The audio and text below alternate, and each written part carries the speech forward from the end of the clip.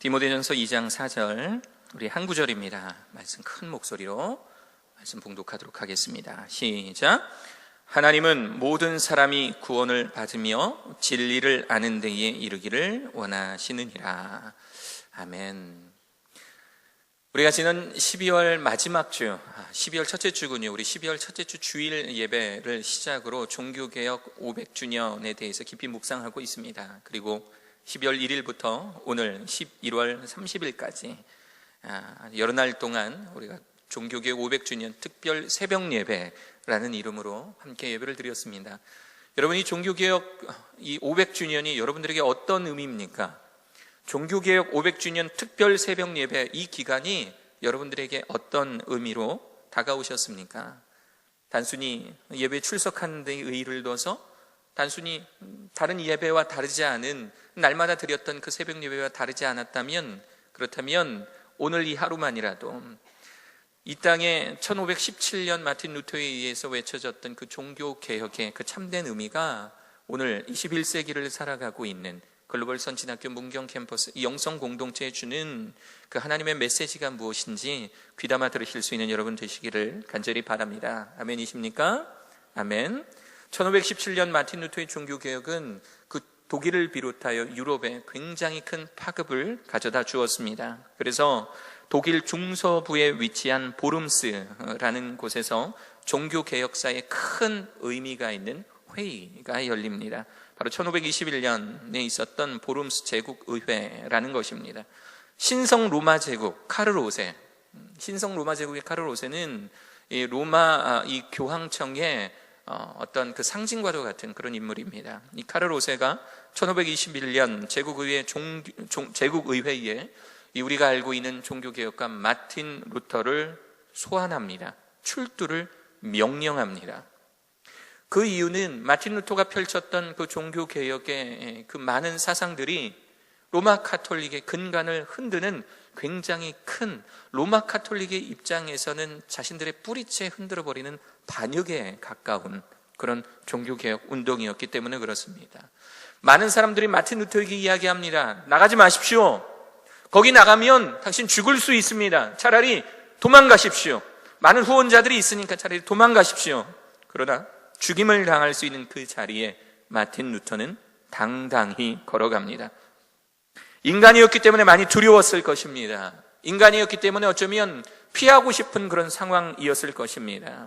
신성 로마 제국의 황제 앞에서 말 한마디 잘못했다가는 자신의 목숨이 날아갈 수 있는 엄청난 위기 가운데에 마틴 루터는 물러서지 않았습니다. 오늘날에도 그 보름스 대성당 옆에는 루터가 황제 앞에 섰던 바로 그 자리에 보시는 것처럼 청동으로 저런 신발을 만들어 놓았습니다. 꽤 큽니다. 여러분들 발 2개가 들어갈 정도로 꽤 큽니다. 많은 사람들이 저 보름스 대성당 옆에 있는 저 자리에 갈 때마다 마틴 루터가 섰던 바로 저 자리, 저 신발에 자신의 발을 집어넣습니다. 그리고 자신의 발을 집어넣은 그 상태에서 전면을 바라보며 마치 카를 5세가 마틴 루터에게 질문했던 바로 그 질문, 당신의 신학을 철회하겠느냐? 라는 그 질문 앞에 지금도 많은 프로테스탄트들이 신앙 고백을 하고 있습니다. 1521년 카를 5세 앞에 섰던 마틴 루터가 당신의 그 신학을 철회하겠느냐라고 하는 카를 5세의 그 질문 앞에서 하루가 지난 그 다음 날 마틴 루터는 카를 5세에게 이렇게 이야기를 합니다. 한번 잘 보세요. 저는 철회할 수도 없거니와 철회하지도 않겠습니다. 자기의 양심에 불복한다는 것은 옳은 것도 안전한 것도 아니기 때문입니다. 주여 나를 도우소서. 아멘.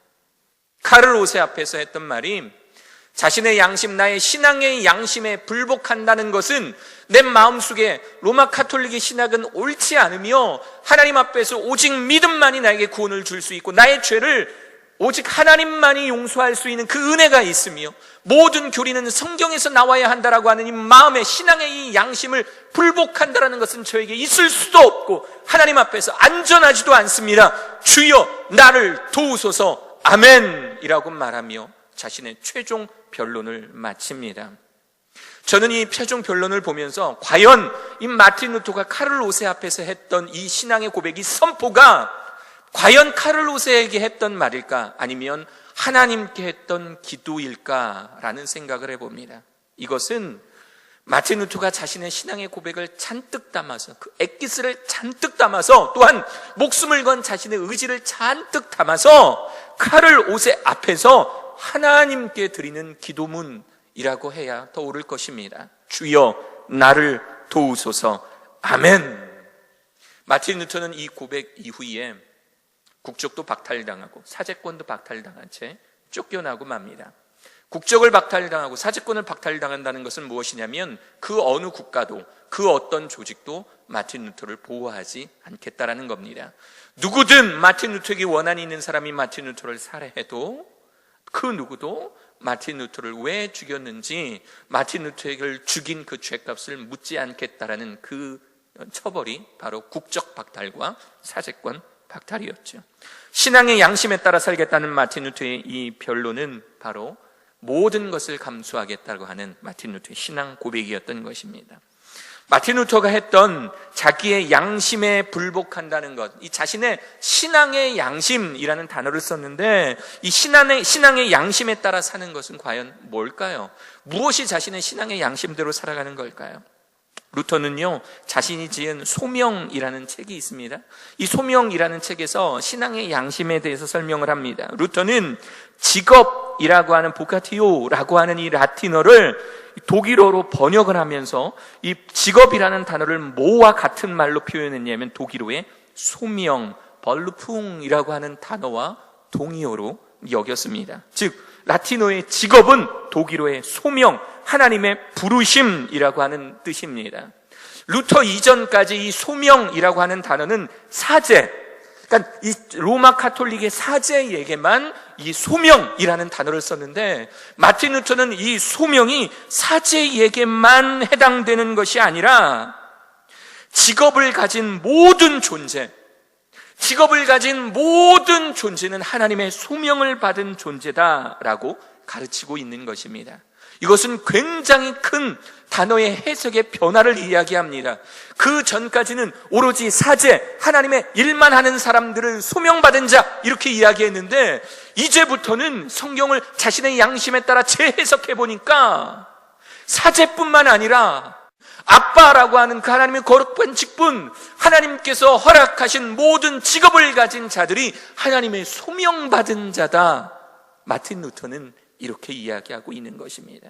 이것이 바로 우리들 안에, 마틴 루터 안에 자신의 신앙의 양심에 따라서 사제에게만 하나님을 만날 수 있는 권한이 있는 것이 아니라 하나님을 믿는 우리 모든 사람들이 하나님과 대면할 수 있는 거룩한 제사장이라고 하는 표현이 바로 이 마틴 루터의 소명이라고 하는 책에 나오고 있는 것입니다. 사랑하는 여러분, 학생인 우리를 하나님은 소명의 자리, 신앙 고백의 자리로 부르셨습니다. 할렐루야.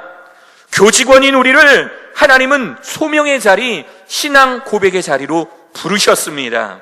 여러분들이 오늘 그 보름 마틴 루터의 자리에 서게 된다면, 아까 보여드렸던 그 사진, 마틴 루터가 카를로세 앞에 섰던 바로 그 자리에 여러분들이 서게 된다면, 그래서 신앙의 양심대로 사는 것이 목숨을 걸 일이라는 것을 여러분들이 알고 있다면, 여러분들은 그 자리에서 어떠한 신앙 고백을 하시겠습니까? 오늘 바로 여러분들이 앉아있는 이 자리가 보름스 마틴 루터가 섰던 자리다라는 가정하에 여러분들은 어떤 신앙 고백을 하시겠습니까? 마틴 루터가 목숨을 걸고 외쳤던 신앙의 양심, 오직 믿음, 구원은 예수 그리스도가 나의 죄를 위해 십자가에 못 박혀 돌아가심을 믿음으로 말미암아 얻는다. 오직 은혜, 우리의 죄는 오직 하나님의 조건 없는 용서, 그 은혜로만 용서받을 수 있다. 오직 성경, 모든 교리는 로마 가톨릭의 교황에 의해서 만들어지는 것이 아니라 성경에 의하여 설명되어져야 한다. 오늘 우리가 읽었던 말씀처럼 하나님은 모든 사람이 구원을 받으며 진리를 알기를 원하십니다. 우리 디모데전서 2장 4절 같이 한번 다시 읽어볼까요? 시작. 하나님은 모든 사람이 구원을 받으며 진리를 아는 데에 이르기를 원하시느니라. 아멘. 할렐루야. 이 절대 불변의 진리가 우리의 삶 가운데 우리들의 말과 행동과 신앙 고백으로 실현되기를 간절히 원합니다. 사도 바울이 자신의 제자, 자신의 아들과 같은 믿음의 아들이었던 디모데에게 썼던 편지. 얘야, 모든 사람, 네가 만나는 모든 사람, 너를 포함한 글로벌 선진학교에 있는 모든 학생들과 모든 교직원들이 구원을 받으며 진리를 아는 데에 이르기를 하나님은 원하신다. 할렐루야. 이러한 삶의 고백이, 이러한 고백이 여러분들의 삶 가운데서 말과 행동으로, 신앙 고백으로 실현되어지기를 간절히 바랍니다.